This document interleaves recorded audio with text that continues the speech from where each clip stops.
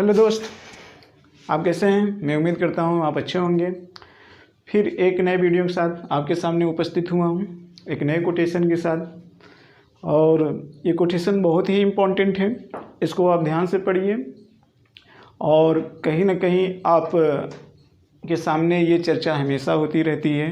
ठीक है, तो कैसे चर्चा होती है वो अभी इसके भाव निकालने से ही पता चल जाएगा। पहले आइए इसको पढ़ते हैं, फिर इस पर अपनी समझ बनाते हैं और इसका भाव निकालने का प्रयास करेंगे। वक्त के साथ, हाँ जी, वक्त के साथ उम्र घटती जाती है परंतु यादें बढ़ती जाती है। ठीक, वक्त के साथ उम्र घटती जाती है परंतु यादें बढ़ती जाती हैं। इसलिए मेरे दोस्त, संबंधों में संबंधितों से हमेशा एक कदम आगे रहना। ठीक, क्योंकि एक दिन ऐसा आएगा कि आपको लगेगा कि सब कुछ रहने के बाद कुछ भी नहीं सिवाय यादें के। ठीक, और यही समय आपके जीवन का सबसे अच्छा पल होगा और आपको यह एहसास होगा कि यही मेरा अपना है, बाकी कुछ भी नहीं। जी हाँ, देखिए मित्र, पूंजी कई तरीके की होती है और पूंजी बजट के अनुसार तैयार होता है। और बजट क्या होता है? आय व्यय का लेखा जोखा। चाहे वो सूर्य से आने वाली पृथ्वी पर किरणें हो, उसका भी अपना ऊर्जा का बजट होता है।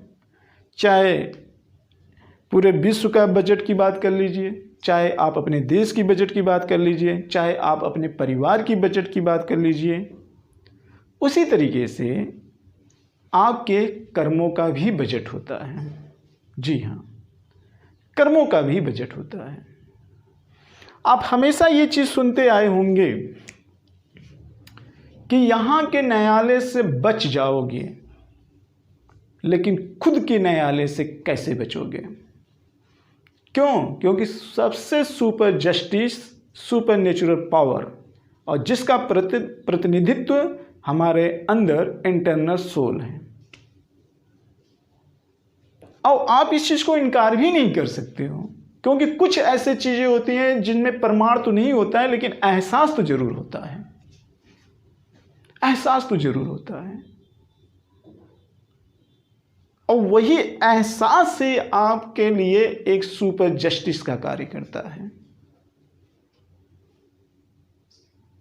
तो इतनी बात तो आप समझ गए होंगे कि यहां हम किसकी बात कर रहे हैं? कर्मों की बजट के संदर्भ में बात कर रहे हैं।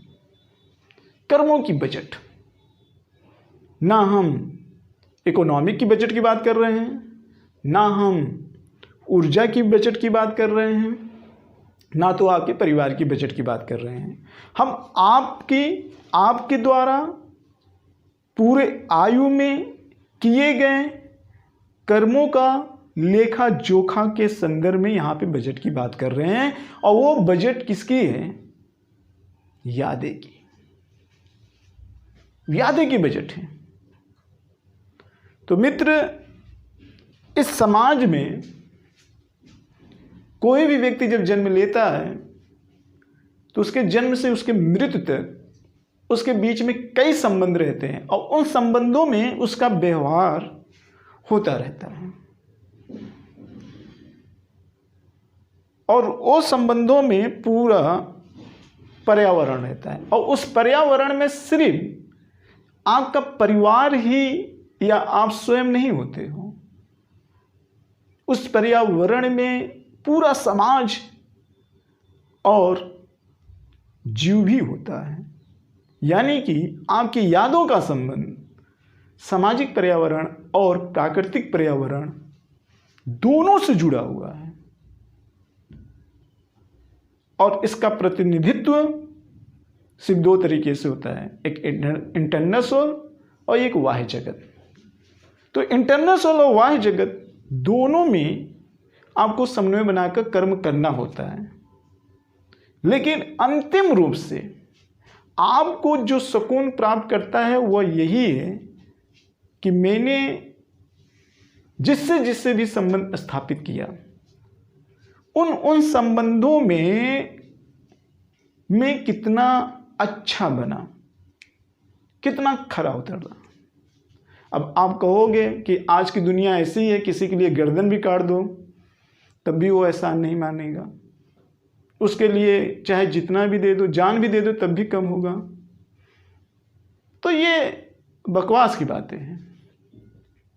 यहाँ कहने का मतलब ये कि आपको अपने अंदर वो एनर्जी लानी होगी, जान देने की दूर की बात है, आप बस उसका हल्का फुल्का मदद करते रहिए और उम्मीद मत करिए।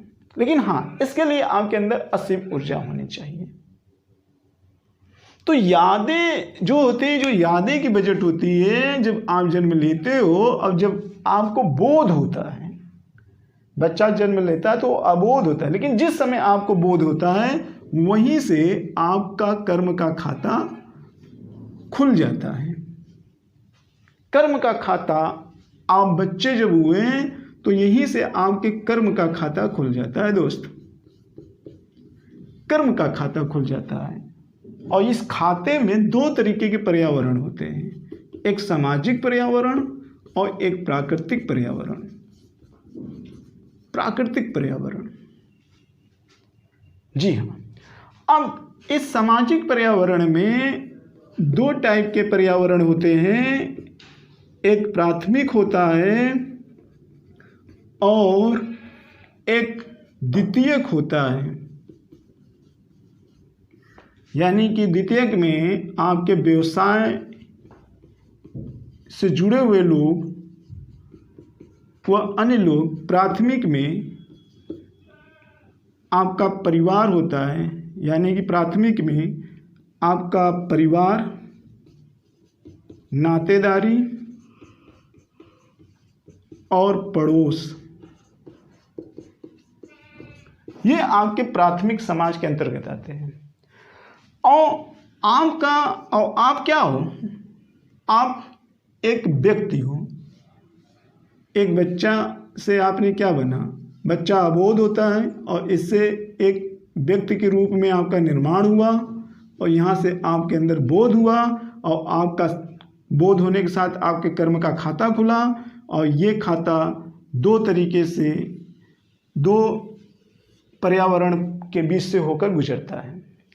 और इन्हीं के बीच में एक दिन यही व्यक्ति जन्म से लेकर मृत्यु तक ये आय व्यय चलता रहता है, आय व्यय चलता रहता है। तो आप जो ये आय व्यय चलता रहता है, तो इसी के बीच में जन्म से मृत्यु तक जो आपने आय व्यय किया वो यादें के रूप में होती है। और ये आप अपने जीवन के अंतिम क्षण में महसूस करते हो कि हमने अपने अपने लाइफ में क्या क्या किया और क्या क्या नहीं किया। समझ लीजिए कि आपने जीवन भर बहुत कुछ किया, बहुत कुछ बनाया, लेकिन जो आपने बुनियाद खड़ा किया तो कितना उसमें आपने सकारात्मक एनर्जी लगाकर खड़ा किया और कितना नकारात्मक, ये दोनों का लेखा जोखा होगा। तो ये आपको ध्यान में हमेशा रखना होगा, हमेशा रखना होगा। क्यों? क्योंकि जिस समय आप, खासकर बुढ़ापे की स्थिति में हम मान लेते हैं, जब कोई व्यक्ति बुढ़ापा होता है और वो थोड़ा सा दुख की अवस्था में होता है और उसके अंदर थोड़ी सी आध्यात्मिक चेतना आ जाए, तो वो इन्हीं यादों के साथ अपने जीवन के अंतिम क्षण को बिताता है, अंतिम क्षण को बिताता है। तो वो अपने संबंधों में संबंधितों से हमेशा एक कदम आगे होने की कल्पना करता है। लेकिन पाता क्या है?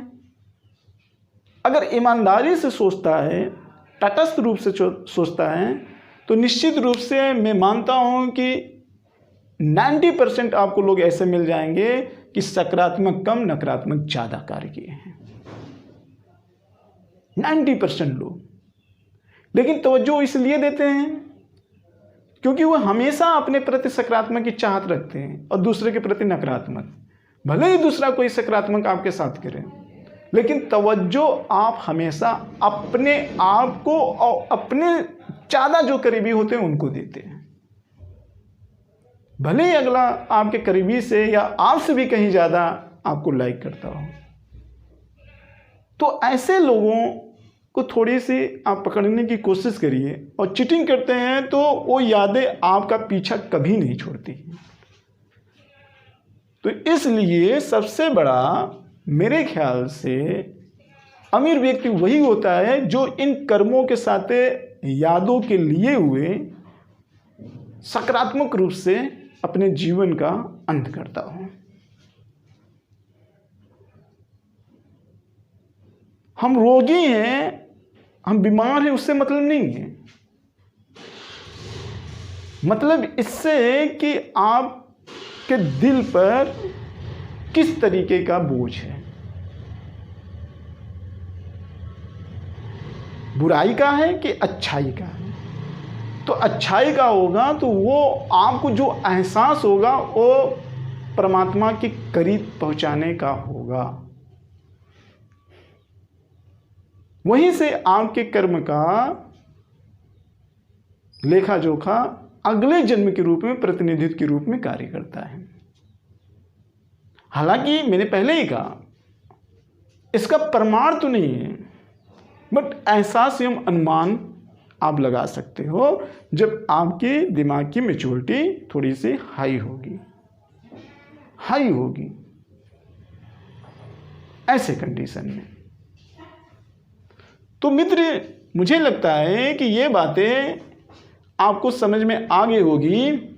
आपको लगेगा सब कुछ रहने के बाद कुछ भी नहीं सिवाय यादें के, यही समय आपके जीवन का सबसे अच्छा पल होगा और आपको एहसास होगा कि ये मेरा अपना है, बाकी कुछ भी नहीं। यानी कि जो मैंने अभी यहाँ पे पूरी डिस्कशन किया है वह इसी का ये सार है कोटेशन के रूप में। तो मेरे मित्र, इसी के साथ इस वीडियो का मैं समापन कर रहा हूँ। फिर एक नए मोटिवेशनल, एक नए कोटेशन के साथ फिर मैं आपके सामने उपस्थित हूँगा। इसी के साथ जय भारत, जय हिंद।